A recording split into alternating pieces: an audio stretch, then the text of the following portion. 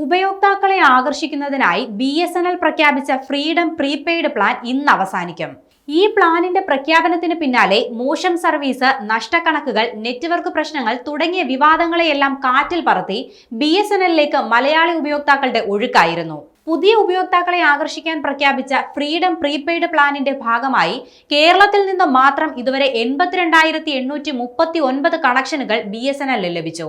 പുതിയ കണക്ഷനുകൾ മറ്റ് സർവീസ് പ്രൊവൈഡർമാരിൽ നിന്ന് പോർട്ട് ചെയ്തവർ എല്ലാം അടങ്ങിയ കണക്കാണിത്. സ്വാതന്ത്ര്യ ദിനാഘോഷത്തിന്റെ ഭാഗമായി ഈ മാസം 1-ാം തീയതി മുതൽക്കാണ് പദ്ധതി ആരംഭിച്ചത്. ₹1 മാത്രമാണ് പ്ലാനിന്റെ വില. 30 ദിവസത്തേക്ക് പരിധിയില്ലാത്ത കോളുകളും പ്രതിദിനം 2 GB ഡേറ്റയും 100 SMS-ഉമാണ് ലഭിക്കുക. അതായത് മറ്റ് സർവീസ് പ്രൊവൈഡർമാർ ₹300 മുകളിൽ നിരക്ക് ഈടാക്കുന്ന പ്ലാൻ വെറും ₹1 BSNL നൽകുന്നു. പ്ലാൻ അവസാനിക്കുന്നതോടെ പുതിയ കണക്ഷൻ എടുത്തവരുടെ എണ്ണം 1 ലക്ഷം കടക്കും. തദ്ദേശീയമായി വികസിപ്പിച്ച 4G, 5G സാങ്കേതിക വിദ്യകൾ ഉപയോക്താക്കൾക്ക് ലഭ്യമാക്കുന്നതാണ് ഈ പ്ലാൻ. BSNL ഓഫീസുകൾ, കസ്റ്റമർ കെയർ സെന്ററുകൾ, റീറ്റെയിൽ ഔട്ട്ലെറ്റുകൾ എന്നിവിടങ്ങളിൽ ഈ ഫ്രീഡം പ്ലാൻ സിമ്മുകൾ ലഭിക്കും. അതേസമയം നെറ്റ്വർക്ക് കവറേജ് മികച്ചതാക്കുന്നതിന്റെയും സൗകര്യങ്ങൾ വർദ്ധിപ്പിക്കുന്നതിന്റെയും ഭാഗമായി ടവറുകൾ സ്ഥാപിക്കുന്ന പ്രവൃത്തിയും മേളകളും BSNL നടത്തിവരുന്നുണ്ട്.